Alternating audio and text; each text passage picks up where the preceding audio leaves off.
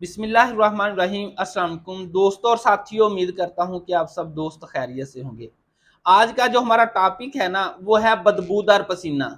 इस वीडियो के देखने के बाद अगर आप बॉडी में से बदबूदार पसीने की वजह से आपका दफ्तर में जाना, ऑफिस में बैठना, दोस्तों में बैठना आपके लिए वो वाले जान बना रहता है, परेशानी का बायस बना रहता है।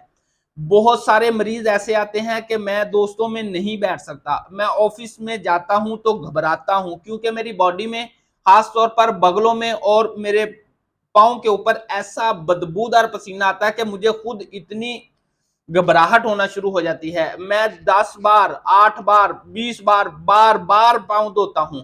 अगर आप बॉडी में से बदबूदार पसीने को खत्म करके नॉर्मल करना चाहते हैं, दोस्तों में बैठने के काबिल होना चाहते हैं, तो जिस होम्योपैथिक मेडिसिन का मैं बताऊंगा, वल्लाह ये इतनी लाजवाब होम्योपैथिक मेडिसिन है, आपके पसीने की स्मेल को ऐसे खत्म करती है।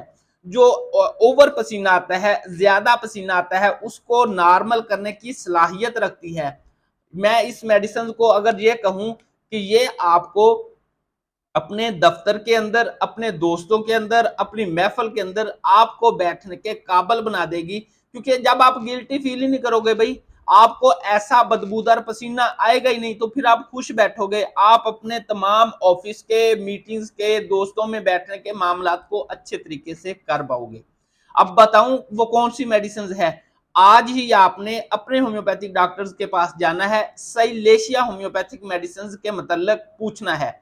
अगर आप बदबूदार पसीने को खत्म करना चाहते हैं तो साइलेशिया होम्योपैथिक मेडिसिन का इस्तेमाल करना है।